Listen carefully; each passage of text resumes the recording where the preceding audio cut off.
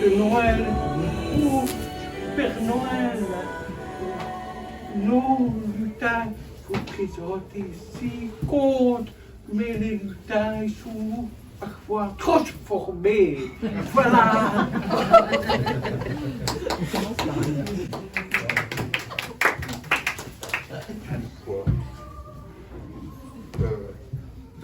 Dans un village italien, un vieil homme qui fabriquait des jouets en bois.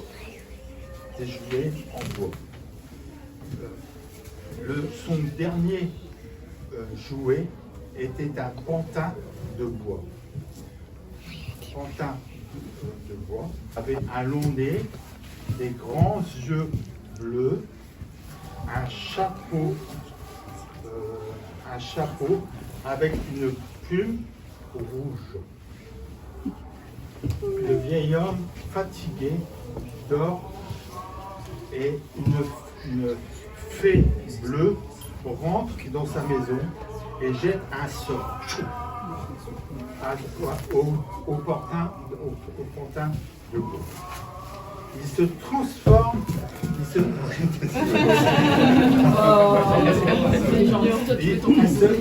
il se transforme en vrai petit garçon. Le vieil homme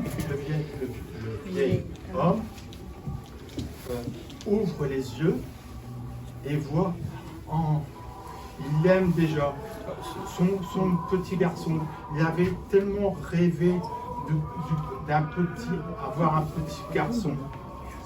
Il lui donne le nom de Pinocchio. P-I-N-O-C-C-H-I-O. Et en langue des signes, c'est Pinocchio. Et le vieil homme, son nom, c'est Geppetto. G-E-P-E-T-I-T-O. Il envoie. En langue des signes, c'est Geppetto. Geppetto envoie à l'école pour apprendre à Pinocchio à lire, à écrire et avoir beaucoup d'amis. Pinocchio, le matin, se réveille et va à l'école. Mais non, il ne va pas à l'école. Il va au port. Voir tous les bateaux, les pêcheurs avec leurs grands filets et tous les poissons. Pinocchio, curieux, tombe dans l'eau et il ne coule pas. Il est en bois, il flotte. Il arrive au milieu de la mer.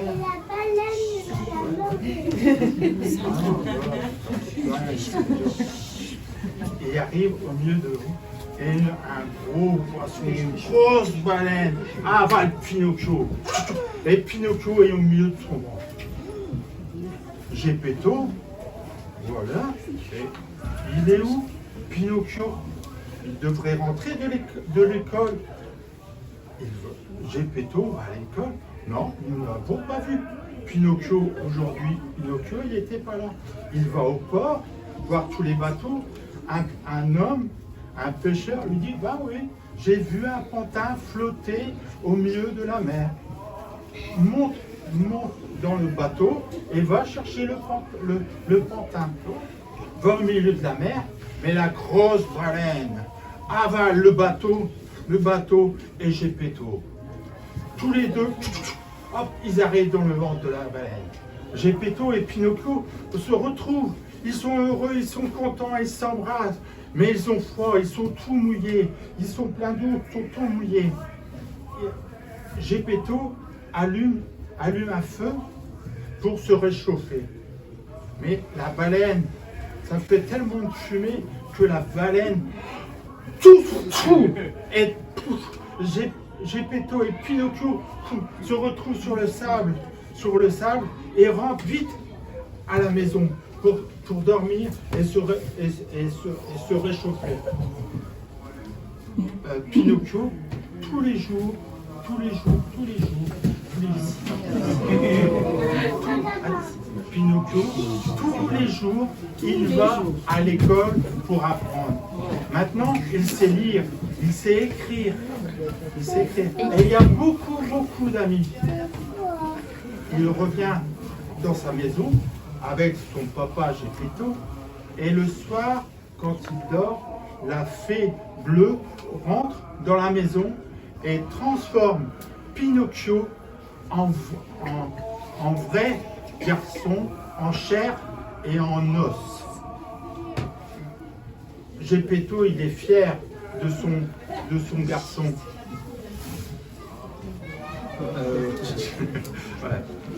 Ouais.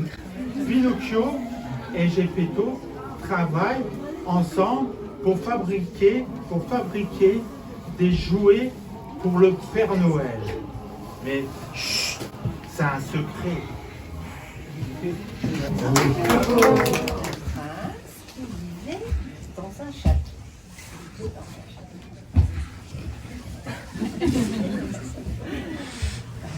Un soir d'hiver, il faisait noir, et il y a une sorcière, une vieille sorcière qui vient taper à la porte. Le prince l'ouvre. Elle lui dit: s'il vous plaît, j'ai faim, j'ai froid, j'aimerais me reposer.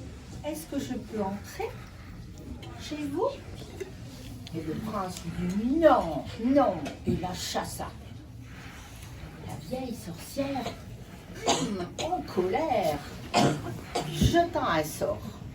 Et le prince se transforma en une grande bête velue, avec des grandes dents. Plus loin, il y avait un village. Dans ce village, une jeune fille, belle, vivait avec son papa, Maurice.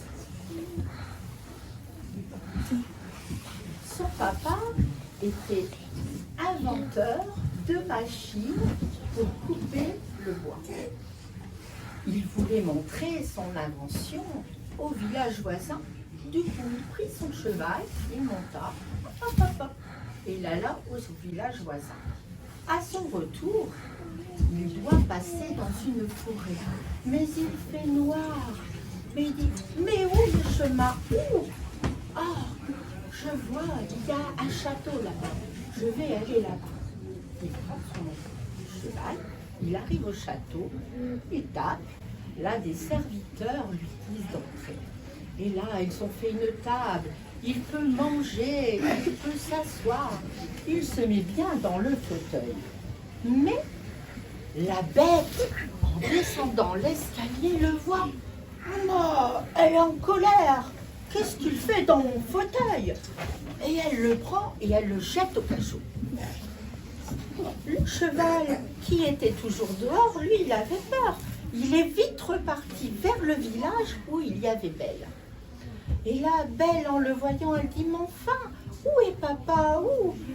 Montre-moi, allez, guide-moi. Et elle monte sur le cheval et rentre en direction du château. Là-bas, elle arriva, elle tapa et elle demanda: s'il vous plaît, est-ce que je peux prendre la place de mon papa? Et là, la bête lui dit: d'accord, tu peux, tu seras en prison à sa place. Et là, la prison pour elle, c'était avoir une belle chambre où elle pouvait dormir, mais aussi avoir des armoires avec des belles robes, des beaux colliers, des beaux bijoux. Mais elle était toujours fâchée contre la bête et elle ne voulait pas manger avec lui.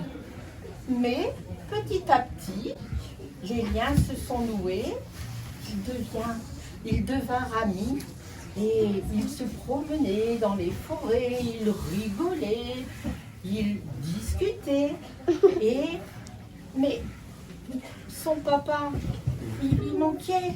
Alors elle a demandé, Belle demande à la bête: s'il te plaît, est-ce que je peux aller voir mon papa? Et la bête lui dit: d'accord, tu peux, mais dans 5 jours, tu dois revenir. » Alors la belle prit le cheval, hop, hop, hop, hop, hop, vite au village. Et là, tout le village était là, et c'était la fête, et il y avait le papa, et on faisait des cadeaux, et on s'amusait. Mais la belle, elle a oublié. Les 5 jours, ils ont vite passé. Alors, vite, il faut que je reparte. La bête, elle m'attend. Vite. Et hop, elle reprend le cheval jusqu'au château. Et là, quand elle arrive, la belle, elle voit la bête qui est par terre, qui est triste, qui pleure. Elle dit, mais la bête, mais je t'aime finalement. Je suis amoureuse de toi. Je veux bien me marier. Et là, la bête, elle ouvre ses yeux et elle voit la bête et hop, ils s'embrassent. Et d'un seul coup, la bête, il y a eu un changement et la bête, elle est devenue un beau prince charmant. C'était une histoire avec des bébés amoureux. Avec des bébés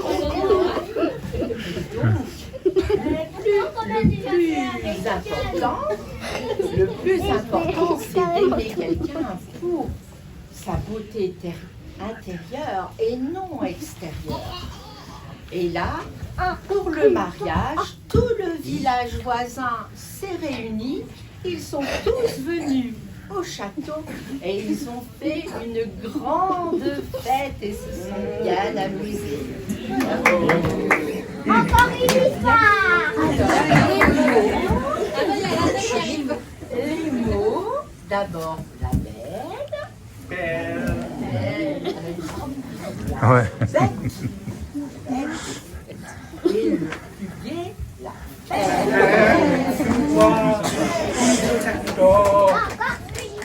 Les cheveux bouclés comme de l'or. Et sa maison était près de la forêt. Et elle baladait pour cueillir des fleurs, des chatates, pour faire un bouquet garni. Elle devait aller plus loin. Et dans le bois, elle se perd. Elle est affolée. Mais plus loin, il y a une maison d'ici, en bois. C'est la maison des 3 ours. Et le papa ours, il s'appelle Tirson. Il est grand, fort. Et maman ours s'appelle Sasia.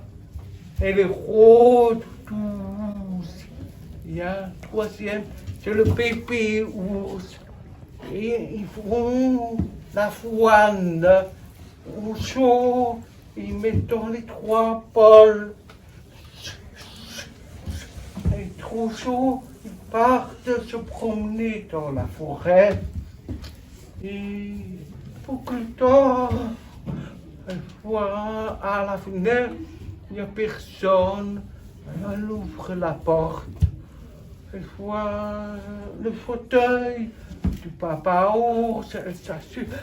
C'est dur. Elle va dans le fauteuil de maman. Elle va dans la chaise bascule du bébé. C'est pas. 1000 morceaux. Elle est entrée par l'odeur de la cuisine. Il y a l'épaule du papa. C'est chaud. L'épaule de maman. C'est salé là. Bébé. Ah, bon, il n'y a plus. Je suis fatigué. Et puis elle monte. Et le lit de papa, c'est trop difficile. Après faire le lit de maman, c'est mou. Ça va pas. Le lit de bébé, de la même taille. Parfait. Elle se rendort. Et les 3 sous.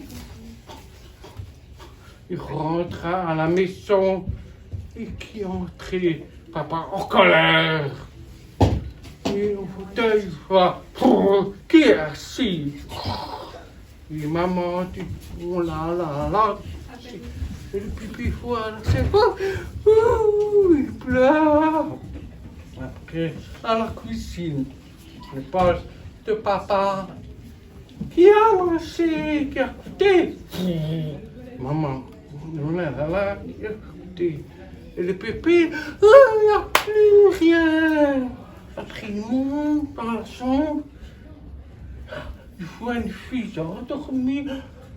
Le pépé ose, la secoue. La fille, elle s'en faim. Elle a couru, elle a eu très peur. Voilà. C'est bien. Bravo. Et maintenant, je apprends Elle va prendre. 3 mots. Les C'est sourds. pas une portable. Le mousson, l'ours, ours, fleur, Fleur. Ah, c'est beau ça. où ça? Paul, Ah, Paul. Paul, Bravo. il y a les grands, Paul, moyen. Voilà.